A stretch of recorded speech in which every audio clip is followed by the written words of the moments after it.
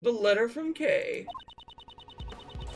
The relationship between Kay Faraday and Miss Crane is as documented in the letter. She wrote Miss Crane into assisting her with her plan. However, for some reason, the partnership broke down. Miss Crane was murdered, and with her dying breath, she managed to retaliate. Her parting gift is this letter, which she tucked away safely in her breast pocket. The testimony's even better than ever. Maybe the most perfect it's ever been, sir. Are we gonna be alright, Miss Edgeworth? Yes. Of course. How unsightly, Miles Edgeworth. Save your stoic act for some other time. Miss Van Kamen, just whose side are you on? I'm on nobody's side, Scruffy. When searching for the truth, it's best not to take sides. Watch what you say, Miss Van Kamen, or else Mr. the Best is gonna... Best, you say? Well, I could tell you that side... Oh! How irritating. Well, I suppose that's one thing we could agree on. But our thing is so down, dude! Because we kept pressing the wrong thing. Hold it. And just what kind of relationship did Kay here have with the victim? In the letter she wrote, "Thank you so much for helping with my plan." Their relationship should be quite obvious. That's right. She wrote Miss Kane to assist in your plan. This is not true. If we look at this right here, it's very much aware. I promise that I'll get back your most precious memory. She didn't get roped in. But that might not be something we have to press just yet. Or rather, present.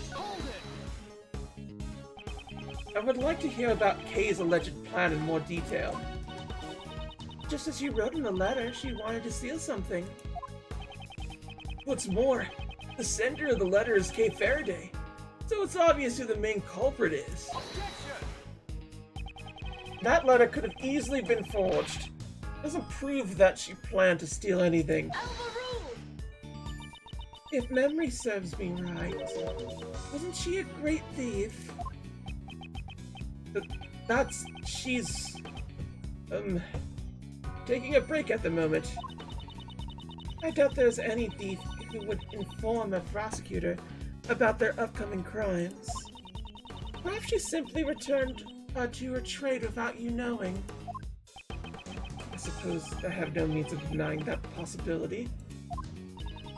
Kay Faraday planned the theft, and Miss Crane got caught up in it. For some reason, the partnership broke. Why did it break? For some reason, you say. It seems your explanation isn't very clear. I'm sure the reason will become clear upon further investigation. But more importantly, there is no evidence to prove that Kay Faraday did not commit this crime. That's kind of true, actually. While there is some evidence to suggest that she committed a crime, none of it could truly be called decisive evidence. This is true. What about the letter that shows their complacency and the scene of the crime? I think it's fair to say we cannot decisively rule out the possibility that she committed the crime. With her dying breath, she managed to retaliate. Did she, though? Do you have any evidence to prove that Kay was murdered? Oh wait, what did they say? It wasn't murdered, right? It was something else. It was Jill. Oh, it was a murderer. Haven't you been listening? We've been saying this letter is the evidence. Oh, and where in the letter does it say that she planned to murder the victim? Huh? Well, that's... I got it! It's a hidden message written in invisible ink. It can only be read by heating it up. Sebastian, I wouldn't get your hopes up for something like that. There is, of course, evidence that points to her as the criminal. Which tucked away safely in her breast pocket. You searched the victim's left breast pocket as well, but you found nothing, I presume. Naturally, the officer who found the letter immediately brought it to the best man on the scene. The letter was safely tucked away in her left breast pocket, right above her heart. I believe this letter carries Miss Crane's will for the criminal to be arrested. I'm no interested in your belief. What I'm interested in is the truth. You said that the letter was in the left breast pocket of the victim, correct? I swear by the goddess of law, there are no lies or mistakes in my statement. The letter was indeed discovered inside the victim's left breast pocket. The victim had been stabbed in the left chest area, where the letter was hidden. This may very well be an important clue. I don't think that Kay wrote the letter. But unless I can draw out more information here, that thought means nothing. Start by pressing her for more details. Okay.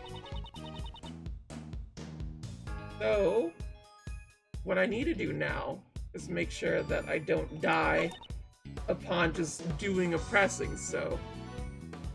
Whoop! Unfortunately, this is what happens when I went balls to the walls on one particular thing. And it wasn't the thing.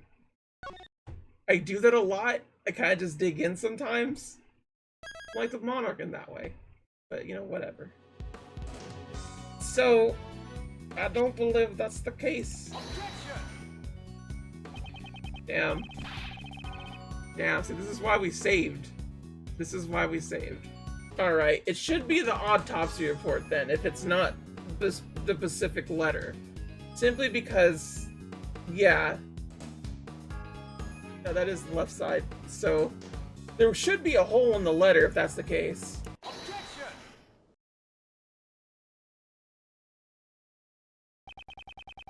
The victim held on to the truth until her dying breath.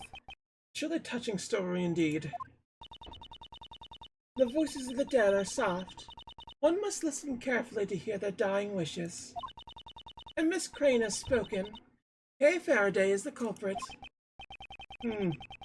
Perhaps the voices you have been hearing are actually the whispers of the devil. Hey! Don't make fun of Justine!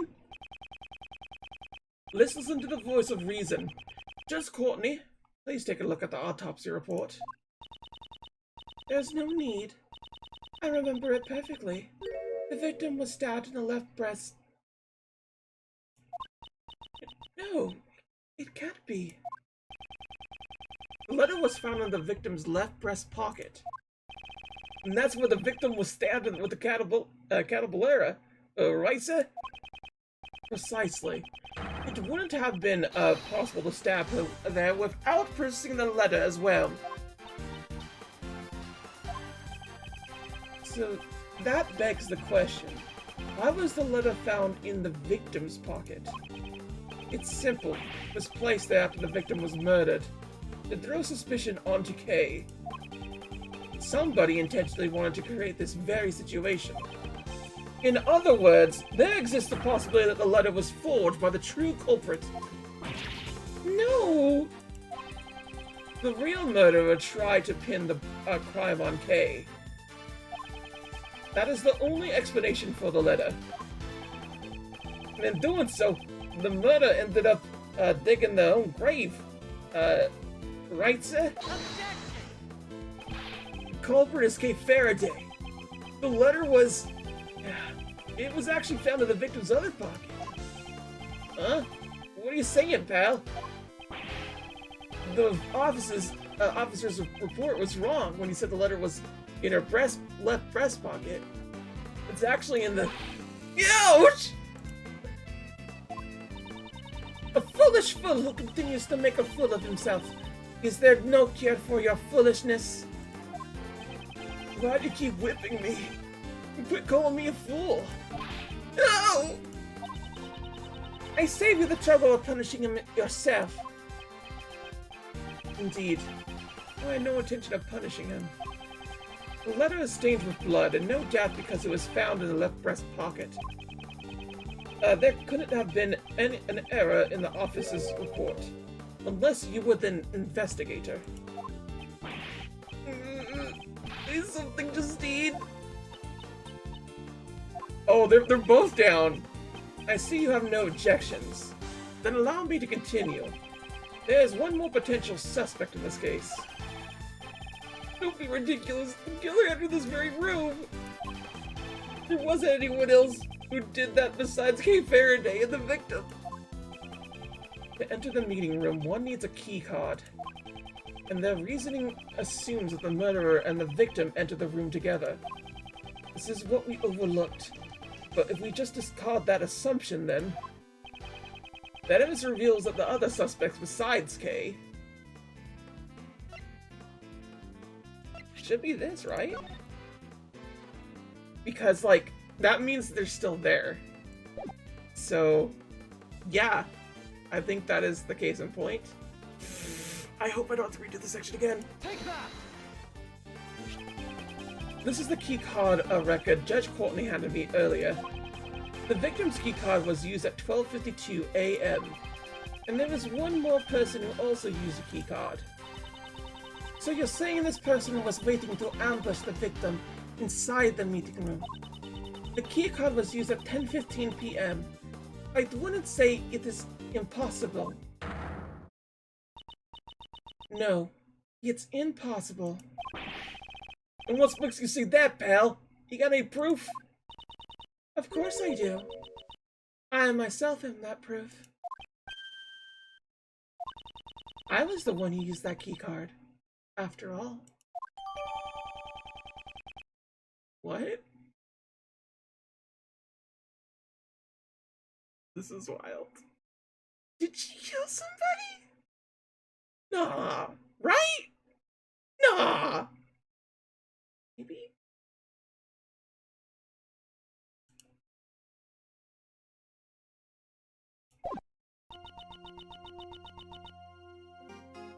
Is there something strange about a PIC member entering the PIC meeting room?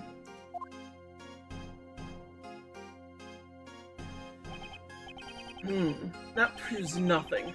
The fact that you are in here at all makes you a suspect. But do you perhaps have any evidence that you didn't kill your colleague? Such nonsense. What would I gain by murdering her? Allow me to reiterate what you said earlier. I'm sure it'll all become clear upon further investigation. Why would I, a faithful servant of the law, commit a crime? True enough, I entered this room. However, that alone is not a reason enough to suspect me of a crime. If that's the case, please tell me why you entered this room. I had some business to take care of, and some preparations had to be made. Preparations? That sounds pretty suspicious, pal! Unfortunately, I cannot disclose what these preparations are. However, I'm sure you could hazard a guess, Prosecutor Edgeworth. As she was preparing for my hearing, she must have gathered all that necessary materials. Take away my prosecutor's badge. Wonderful! Wonderful! It's good to see young people go head to head so ruthlessly. Who is that? ZZ Top Mother Trucker. That takes me back. When I was young, I'd always butt heads with this brash detective. And then one day, he just disappeared. I hope he's still doing well. Here come the waterworks. Chairman de Beste.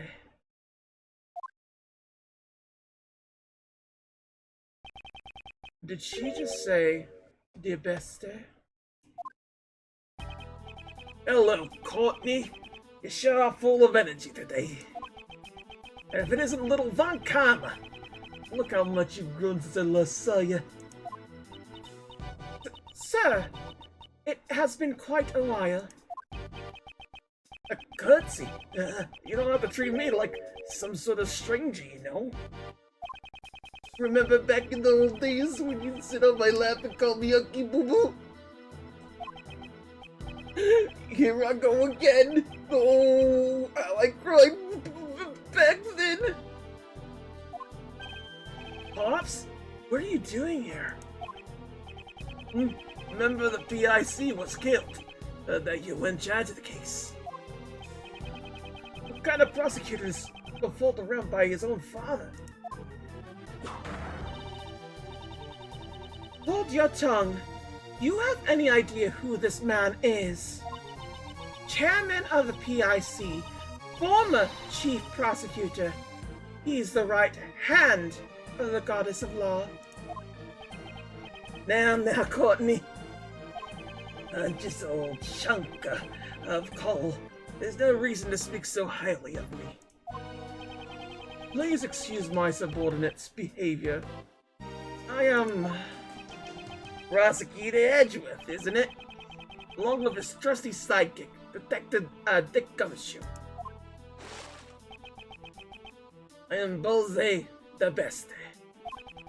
I'm the proud father of that idiot over there. When that boy was born, me and the missus were happy as can be, you see. Nope, I don't even know what she's got to...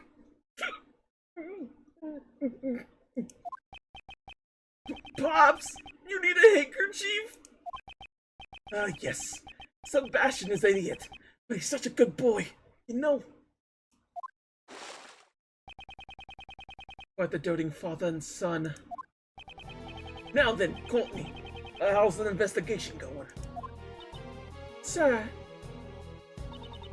we've established that the culprit is Kay Faraday. We are currently focusing our efforts.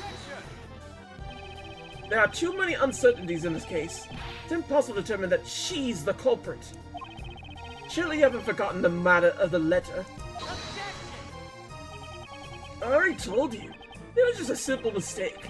The letter wasn't a... Ouch! You talk too much. Now, let's all play nice. Everyone, just calm down.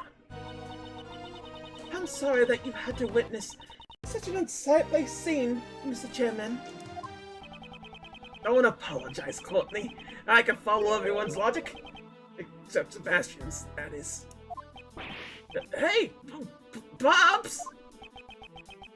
Chairman the Best. I'm a prosecutor. My duty is to bring criminals to justice. However, I wouldn't make someone out to be a criminal without sufficient motive and evidence. I've heard about you and your relationship with this suspect, you know? And to share such a strong bond. Kate was assisted the police in arresting criminals countless times, pal. There are too many facets of this case that remain unexplored. I see. The bonds of youth are a wonderful thing.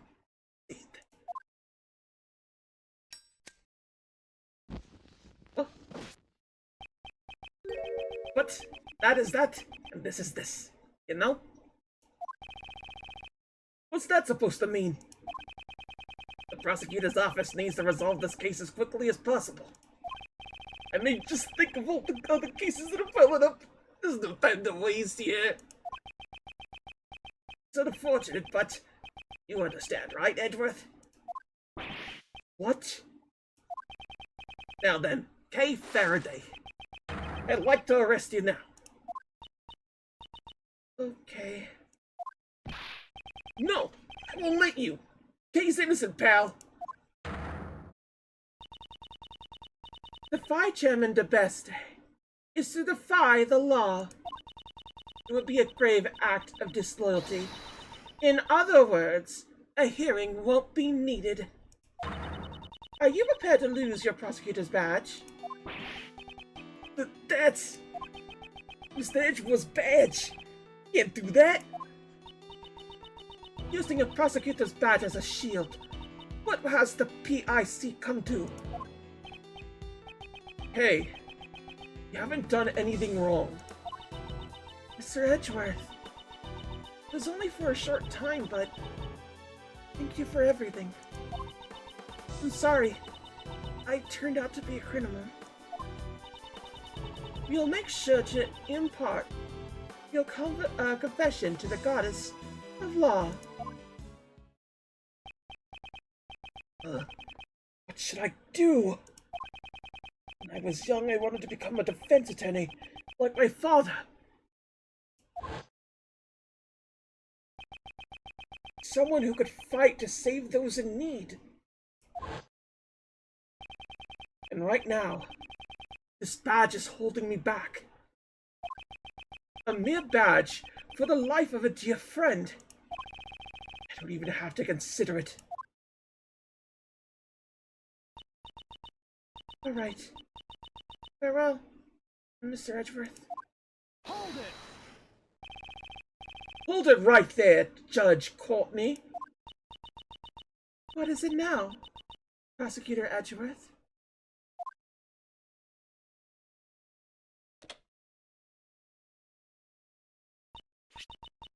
This is your prosecutor's badge.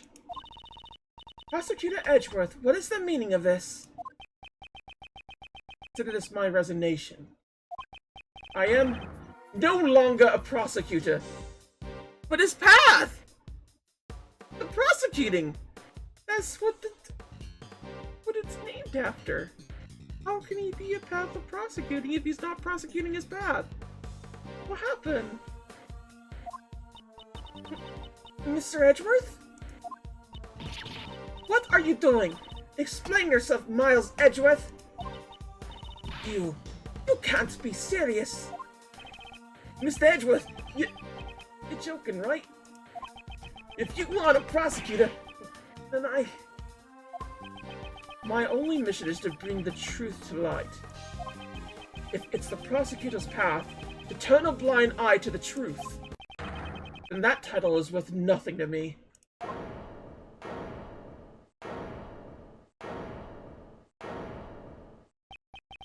I will walk in the path that I believe in. I will not be stopped here. You're running away from Von Karma. From me.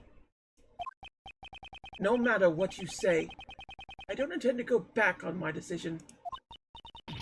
So you're leaving me behind again. I'll never forgive you for this. No, this is all my fault. I'm sorry.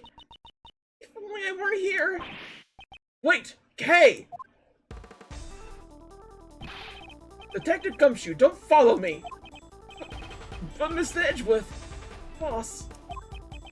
I'm not your boss anymore, Detective. That's just too much. Oh, it's always been you and me. We've always been a team. Detective Gumshoe, you no longer need to follow my lead. You should try to accomplish whatever you can on your end.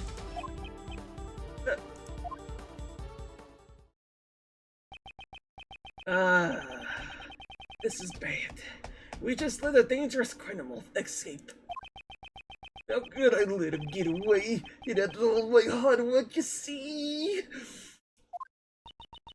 Rest assured, Mr. Chairman. This area will be locked down immediately. Good. I expected the best from you, Courtney.